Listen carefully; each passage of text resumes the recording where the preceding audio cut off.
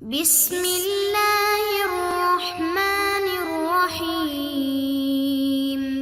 السلام علیکم معزز طلباء کرام، آپ سب کیسے ہیں؟ آج ہم نور الانوار کے سبق نمبر 157 کو پڑھیں گے۔ آج کے سبق کا عنوان ہے احناف کی طرف سے امام شافعی کا جواب۔ آج کے ہمارے سبق کی عبارت وعندنا کما تثبت بالنکاح سے شروع ہوتی ہے۔ دراصل گزشتہ سبق میں ہم نے امام شافعی کے حوالے سے پڑھا تھا کہ حرمت مشاہرت ان کے ہاں زنا سے ثابت نہیں ہوتی تھی، جبکہ ہمارا اس پر کیا موقف ہے اور کیا دلائل ہیں، تو اسی پر آج کی ہماری گفتگو ہوگی۔ تو آج کے ہمارے سبق کی عبارت کی طرف بڑھتے ہیں، عبارت ترجمہ کر کے اس کی باقاعدہ وضاحت کریں گے۔ مصنف علیہ رحمہ لکھتے ہیں وعندنا کما تثبت بالنکاح تثبت بالزنا ودواعیہ من القبلۃ واللمس والنظر الی الفرج الداخلی بشہوۃ، اور ہمارے نزدیک حرمت مشاہرت جس طرح کے نکاح سے ثابت ہوتی ہے، اسی طرح وہ زنا اور دواعی زنا یعنی بوسہ، چھونا اور فرج داخلی کی طرف شہوت کے ساتھ دیکھنا، ان سے بھی حرمت مشاہرت ثابت ہو جاتی ہے۔ وَذَلِكَ لِأَنَّ دَوَاعِيَ الزِّنَا مُفْضِيَةٌ إِلَى الزِّنَا، اور یہ اس لیے کہ جو دواعی زنا ہیں یہ زنا کی طرف لے جانے والے ہیں۔ وَالزِّنَا مُفْضٍ إِلَى الْوَلَدِ وَالْوَلَدُ هُوَ الْأَصْلُ فِي اسْتِحْقَاقِ الْحُرُمَاتِ، اور زنا جو ہے یہ ولد کی طرف لے جانے والا ہے، اور ولد ہی استحقاق حرمات میں اصل ہے۔ أي يحرم على الولد اولا ابو الواتی وابنه اذا كانت انثى، یعنی ولد پر واتی کا باپ اور اس کا بیٹا اولا حرام ہوگا جب کہ وہ مؤنث ہو۔ وام الموطوءۃ وبنتها اذا كان ذکرا، اور ولد پر موطوءہ کی ماں اور اس کی بیٹی حرام ہوگی جب وہ مذکر ہو۔ ثم تتعدى من الولد الى طرفيه، پھر یہ حرمت مشاہرت ولد سے اس کی دونوں طرفوں میں متعدی ہوگی۔ فتحرم قبیلۃ المرأة على الزوج وقبیلۃ الزوج على المرأة، پس عورت کا قبیلہ زوج پر اور زوج کا قبیلہ عورت پر حرام ہو جائے گا۔ لأن الولد انشأ جزئیۃ واتحادا بینہما، اس لیے کہ بچے نے، ولد نے ان دونوں کے درمیان جزئیت اور اتحاد کو پیدا کر دیا ہے۔ وَلِهَذَا يُضَافُ الْوَلَدُ الْوَاحِدُ إِلَى الشَّخْصَيْنِ جَمِيعًا، یہی وجہ ہے کہ ایک بچے کو دو شخصوں کی طرف اکٹھے منسوب کیا جاتا ہے۔ فَصَارَ كَأَنَّ الْمَوْطُوءَةَ جُزْءٌ مِّنَ الْوَاتی، اب موطوءہ بھی گویا کہ واتی کا جز ہو گئی ہے۔ وَالْوَاتی جُزْءٌ مِّنْهَا، اور واتی موطوءہ کا جز ہو گیا۔ فَتَكُونُ قَبِيلَتُهُ قَبِيلَتَهَا وَقَبِيلَتُهَا قَبِيلَتَهُ، بس اب اس واتی کا قبیلہ موطوءہ کا قبیلہ ہو گیا اور موطوءہ کا قبیلہ واتی کا قبیلہ ہو گیا۔ فعلى هذا كان ينبغي الا يجوز وطء الموطوءة مرة اخرى، اسی بنیاد پر اب مناسب تو یہ ہے کہ جائز نہ ہو موطوءہ سے وطی دوسری مرتبہ۔ ولكن انما جاز ذلك دفعا للحرج، لیکن یہ جائز ہے حرج کو دور کرنے کے لیے۔ وكذا تتعدى هذه من الزنا الى اسبابه، اور اسی طرح یہ زنا سے اس کے اسباب کی طرف متعدی ہوتی ہے حرمت مشاہرت۔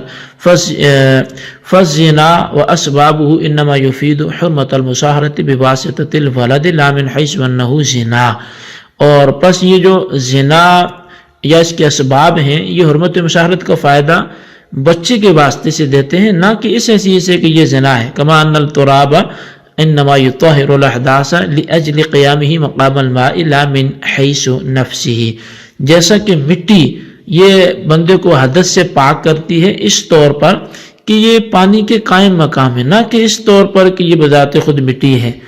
جی طلبہ کرام، یہ ہمارے آج کے سبق کی عبارت اور اس کا ترجمہ تھا، اور آئیے اب اس سبق کی باقاعدہ وضاحت کی طرف بڑھتے ہیں۔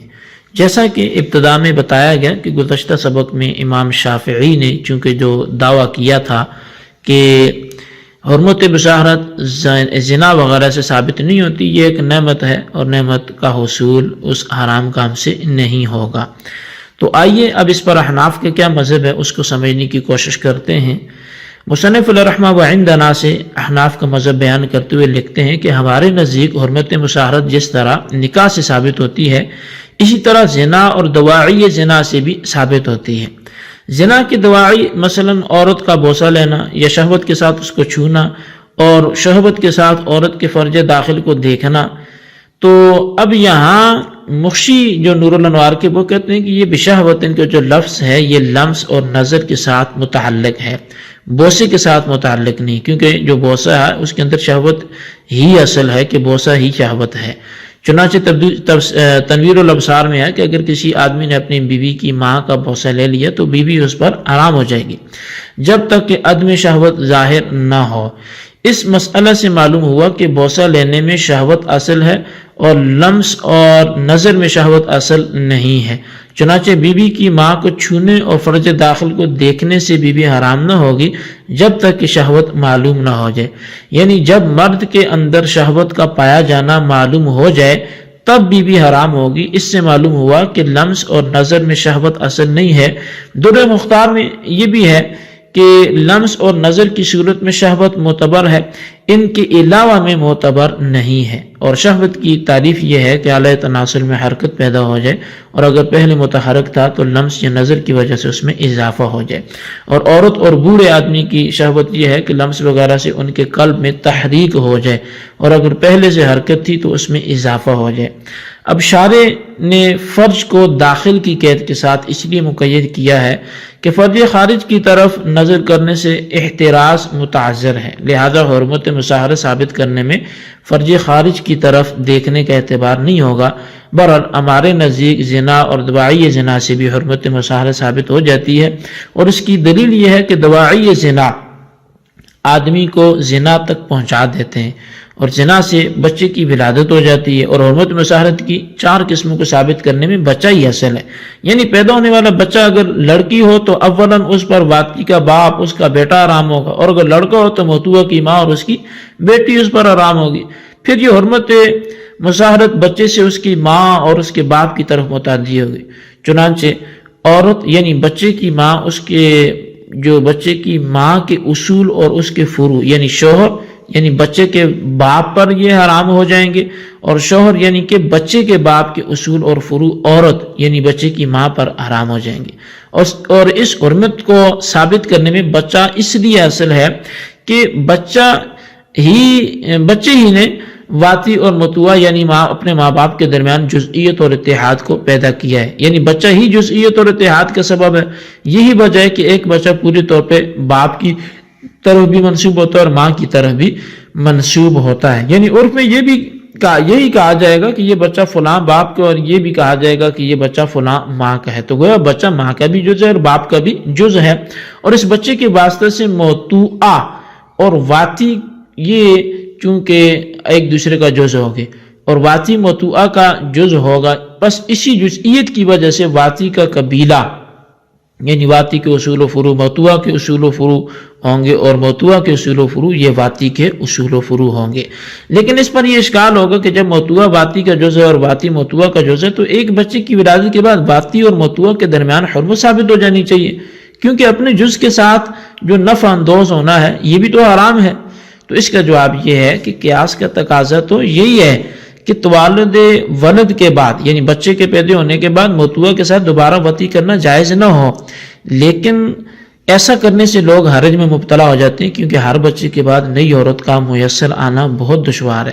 بس نسل انسانی کو باقی رکھنے کے لیے یہاں پر لوگوں کی ضرورت کی خاطر اس حرج کو دور کیا گیا، اور علاقہ جزئیت کے باوجود موتوعہ عورت کے ساتھ توالد کے بعد بھی استمتاع یعنی اس سے وطی کرنا یہ حلال قرار دیا گیا۔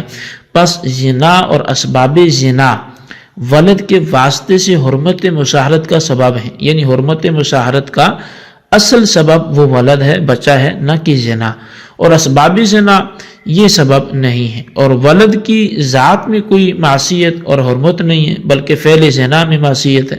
بس جو منہی عنہ ہے یعنی زنا، وہ امر مشروع یعنی حرمت مساحرت کا سبب نہیں ہے، اور جو حرمت مساحرت کا سبب ہے یعنی ولد، وہ منہی عنہ نہیں ہے۔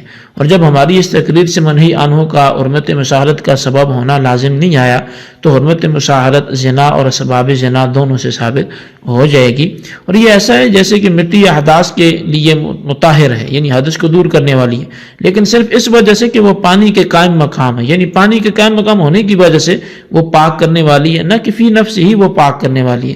اسی طرح زنا فی نفس ہی حرمت مساحرت کا سبب نہیں ہے، بلکہ ولد کے واسطے سے سبب ہے، اور ولد کو واسطہ قرار دینے کی صورت میں منہی عنہ کو سبب قرار دینا لازم نہیں آئے گا۔ بہرحال جی یہ ہمارا آج کا سبق تھا، اور حاصل اس کی اگر بات کریں تو ایک اعتراض کیونکہ شوافی کی طرف سے احناف پر یہ بھی ہوتا ہے جی کہ زنا یہ ایک حرام کام ہے، تو اس سے نعمت کیسے حاصل ہو سکتی ہے؟ تو نعمت کا یہی جواب دیا گیا، آپ نے سنا بھی، کہ نعمت زنا جو ہے اس کے حصول کا سبب اصلاح سے نہیں بن رہا، بلکہ وہ ولد جو بیچ میں ہے، جس نے جزئی ثابت کر دی ہے، وہ سبب ہے، اگرچہ زنا فی نفسی فعل جو ہے وہ درست نہیں ہے۔ اس سبب کو اچھی طرح نوٹ کریں، اور بالخصوص جو ہے وہ احناف کی طرف سے دیے گئے جواب کو اور احناف کے مذہب کو اچھے انداز سے تحریر کریں۔ اللہ تبارک و تعالیٰ سے دعا ہے جو کچھ ہم نے پڑھا سننے سے یاد رکھنے کی توفیق نصیب فرمائے۔ آمین بجاہ النبی الامین صلی اللہ علیہ وسلم۔